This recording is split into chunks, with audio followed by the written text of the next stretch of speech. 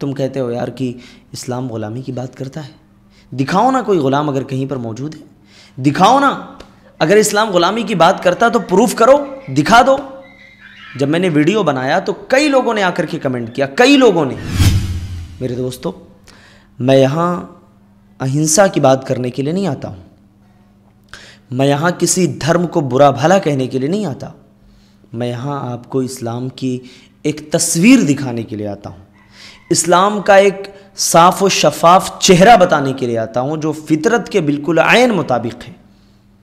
وہ سرزمین، وہ عرب کی سرزمین جہاں پر غلامی کی زنجیریں لوگوں کے پیروں میں پڑی ہوئی تھی، اسلام نے آ کر کے اس زنجیر کو نکال کر کے باہر پھینکا ہے، ان بیڑیوں سے آزاد کروایا ہے۔ یہ اسلام کی سچی تعلیم کا نتیجہ ہے، اس پر بھی کبھی غور کر لیا کرنا۔ کچھ دنوں پہلے میں نے ایک ویڈیو اپلوڈ کیا تھا اپنے فیس بک پیج پر، کئی لوگ تھے بیچارے بڑے تل ملا گئے، بہت پریشان ہو گئے اور بڑا لمبا چوڑا کمنٹ کر دیا، وہ جا کر کے آپ میرے فیس بک پیج پر انشاءاللہ پڑھ سکتے ہیں۔ ابھی اگر میں اس پر بات کروں گا تو بات بہت لمبی ہو جائے گی، شاید واضح بھی نہ ہو سکے، وقت کم پڑ جائے۔ تو آج کا جو ٹاپک ہے وہ میں آپ کے سامنے کلیئر کرنا چاہتا ہوں۔ یہ جو ایکس مسلم ہوتے ہیں نا، ایکس مسلم، ہمارے ایک بھائی نے کمنٹ کیا تھا کہ ان کو مسلم نام سے جب اتنا چڑ ہے تو آگے سے مسلم ہٹا دینا چاہیے، کچھ اور نام وہاں پر ایڈ کر دینا چاہیے۔ تو بہرکیف کہ اسلام کے اندر غلامی کا کیا کانسیپٹ ہے، اسلام کے اندر غلامی کا کیا تصور ہے۔ کئی لوگ اعتراض کرتے ہوئے کہتے ہیں کہ دیکھو اسلام غلامی کی بات کرتا ہے، اسلام کے اندر غلامی کا تصور ہے، اس کا مطلب کہ غلامی کو اسلام پرموٹ کرتا ہے، اور ایسے پتہ نہیں کتنی واہیات باتیں جو اسلام کی تعلیمات سے ٹکراتی ہیں وہ لا کر کے جوڑتا ہے۔ پہلی بات میں آپ کو یہ بتا دوں کہ اسلام نے غلامی کو بڑھاوا نہیں دیا ہے، اسلام نے ہمیشہ غلامی کو ختم کیا ہے۔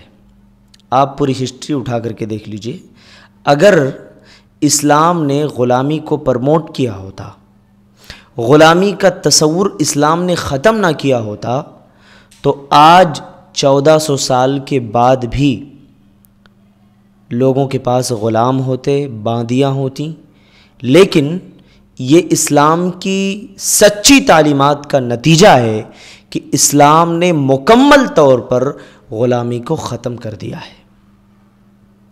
اچھا، ایک سوال یہ ہے کہ صحابہ کے دور میں پھر غلامی کا تصور کیوں تھا اور ایک ساتھ اسلام نے اسے ختم کیوں نہیں کیا؟ اس کے کئی جوابات علماء نے دیے ہیں، میں آپ کو ایک دو باتیں بتا دیتا ہوں۔ پہلی بات تو یہ ہے کہ اس وقت لوگوں کا جو مکمل دار و مدار ہوتا ہے نا، وہ غلاموں کے اوپر تھا۔ اب اگر اسلام یہ حکم دیتا کہ بھائی سب کو جو ہے آزاد کر دو، تو بیچارے جن کی پوری پونجی مکمل غلام تھے وہ تو روڈ پر آ جاتے، پریشان ہو جاتے۔ تو اسلام نے کیا کیا کہ لوگ اس بیلنس کو برقرار رکھنے کے لیے آہستہ آہستہ دھیرے دھیرے لوگوں کو تاکید کی، بار بار غلاموں کے بارے میں بھلائی اور خیر کا حکم دیا، اور چھوٹے چھوٹے گناہ پر بھی اسلام نے تاکید کی کہ جو ہے اس طریقے سے جو ہے غلام کو آزاد کرو۔ بہت سارے ایسے گناہ ہیں جس کے بارے میں تاکید کی، غلام آزاد کرو، غلام آزاد کرو۔ غلاموں کا ایک حصہ اسلام نے مقرر کر دیا، اور اسی آزادی کا حکم دینا ہی تھا کہ صحابہ فوراً جو ہے اس کے لیے تیار ہو گئے، غلام آزاد کرنے لگے، ہر طریقے کا سپورٹ دینے لگے، اور آہستہ آہستہ یہ تصور یعنی غلاموں کا جو ایک کلچر تھا، ایک رواج تھا، ایک کثرت تھی، وہ آہستہ آہستہ ختم ہو جاتی ہے۔ لیکن اسی گناہ پر صرف غلام آزاد کرنے کی بات اسلام نے نہیں کی، بلکہ اس کے علاوہ اور بھی دیگر چیزیں اس کے کفارے کے طور پر اسلام نے جوڑ دیا۔ کیوں؟ اس لیے جوڑا تاکہ ایک وقت آنے کے بعد جب غلامی ختم ہو جائے، جب غلام کا دور چلا جائے، تو لوگوں کو پھر بھی اپنے گناہ کا کفارہ تو ادا کرنا ہوگا نا، اگر کوئی گناہ کر لیا ہے تو پھر اس گناہ پر جو کفارہ ادا کرنا ہے، ظاہر ہے کہ وہ دوسری چیز چاہے روزہ رکھنا ہو، مسکینوں کو کھانا کھلانا ہو، اس کو باقی رکھا تاکہ گناہ کا جو کفارہ ہے اس کو ادا کیا جا سکے۔ لیکن آپ نے دیکھا ہوگا کہ خصوصی طور پہ ایکس مسلم کی طرف سے یہ اعتراض بار بار کیا جاتا ہے کہ اسلام غلامی کی بات کرتا ہے، لونڈیوں اور بادیوں کے ساتھ اس طریقے سے جو ہے اسلام حکم دیتا ہے کہ ان کے ساتھ مجامعت کر سکتے ہو، ان کے ساتھ ہم بستری کر سکتے ہو، تو میرے بھائی میں آپ کو بتا دوں کہ غلام یہ ان کی ملکیت ہوتی تھی، یعنی جس کی جو ملکیت ہوتی ہے ظاہر سی بات ہے کہ اس میں تصرف کا پورا حق رکھتا ہے، پورا اختیار رکھتا ہے، لیکن اسلام نے اس تصور کو ختم کرنے پر زور دیا ہے۔ میرے بھائی اس بات پر غور کیوں نہیں کرتے؟ اگر اسلام نے زور نہیں دیا ہوتا، غلامی کو ختم نہیں کیا ہوتا، تو کیا آج اس دور میں، اس وقت میں غلام موجود نہیں ہوتے؟ غلاموں کا ایک وجود ہوتا اور غلام کثیر تعداد میں پائے جاتے۔ لیکن آپ دیکھ لیجئے وہ سرزمین، وہ عرب کی سرزمین جہاں پر غلامی کی زنجیریں لوگوں کے پیروں میں پڑی ہوئی تھی، اسلام نے آ کر کے اس زنجیر کو نکال کر کے باہر پھینکا ہے، ان بیڑیوں سے آزاد کروایا ہے۔ یہ اسلام کی سچی تعلیم کا نتیجہ ہے، اس پر بھی کبھی غور کر لیا کرنا۔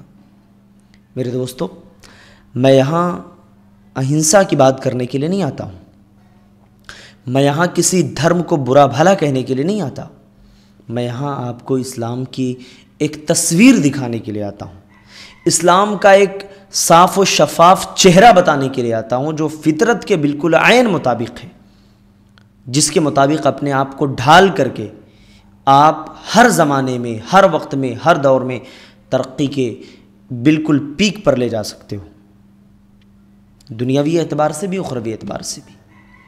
بس میں کہنے کے لیے صرف اتنا ہی آیا ہوں کہ اسلام کے اندر جو غلامی کی تصور کی بات کی جاتی ہے، اسلام میں یہ تصور ہے کہ غلام بندہ صرف اللہ کا غلام ہوتا ہے، دنیا میں کسی کا غلام نہیں ہوتا، چاہے کوئی پیر ہو، بزرگ ہو، ولی ہو، کوئی بھی ہو، اے ٹو زیڈ ہو، کسی کا کوئی غلام نہیں، صرف بندہ اپنے رب کا، اللہ کا غلام ہوتا ہے۔ یہ غلامی اسلام نے تو باہمی بھائی چارہ کروایا ہے، اسلام نے تو لوگوں کے درمیان مواخات اور محبت پیدا کروائی ہے۔ اگر ایسا نہیں ہوتا تو جو مکے سے ہجرت کر کے جو مدینہ گئے تھے، جو مسلمان تھے، کیا مدینے کے وہ انصار چاہتے تو غلام نہیں بنا لیتے؟ چاہتے تو انہیں اپنے یہاں مجبور و مقہور سمجھ کر کے ان کا استحصال نہیں کرتے؟ نعوذ باللہ۔ لیکن یہ محبت کا، بھائی چارے کا، الفت کا، اور اسلام کی سب سے بڑی بات، اسلام کی سچی تعلیم کا اور اللہ کے رسول صلی اللہ علیہ وسلم کے مواخات اور بھائی چارہ کروانے کا یہ نتیجہ تھا کہ انہوں نے اپنی جان، اپنی مال، اپنی دولت، سب کچھ اپنے بھائیوں کے لیے لٹا دیا، قربان کر دیا۔ تم کہتے ہو یار کہ اسلام غلامی کی بات کرتا ہے، دکھاؤ نا کوئی غلام اگر کہیں پر موجود ہے، دکھاؤ نا۔ اگر اسلام غلامی کی بات کرتا تو پروف کرو، دکھا دو۔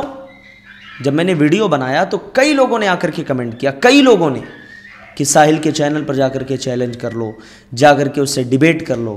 میرے بھائی، مجھے ان لوگوں سے ڈیبیٹ کرنے کا کیا فائدہ جو لوگ عربی کے عین سے بھی جو واقف نہیں ہیں، وہ ہوا میں بات کرنے والے لوگ، وہ اسلام کو جج کریں گے؟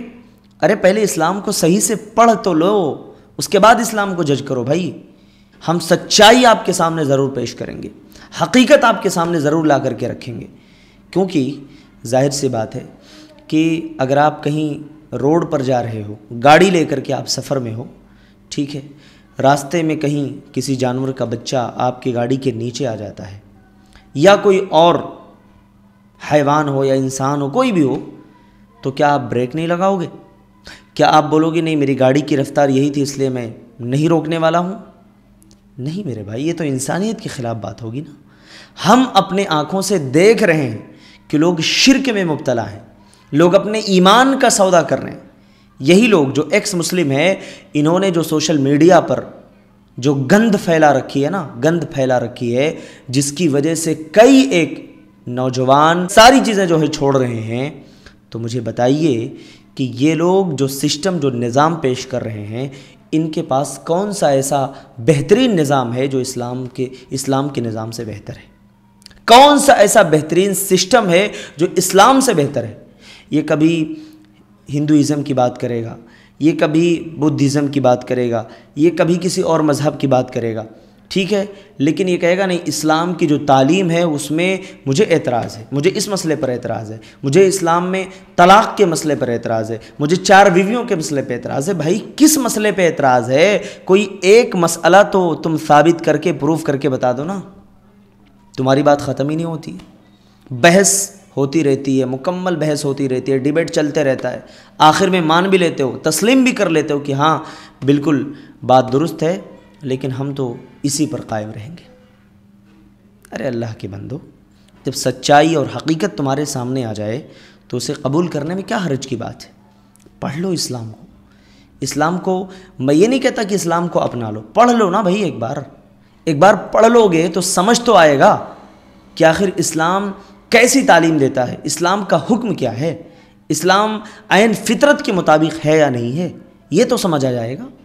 ایک بار میں ان لوگوں کو جو اسلام کی تعلیم سے نفرت کرتے ہیں، میں آپ کو یہ دعوت دیتا ہوں کہ آپ آؤ اسلام کی سچی تعلیمات کو سچے دل کے ساتھ پڑھو، تعصب کی اینک کو اتار کر کے پھینک دو۔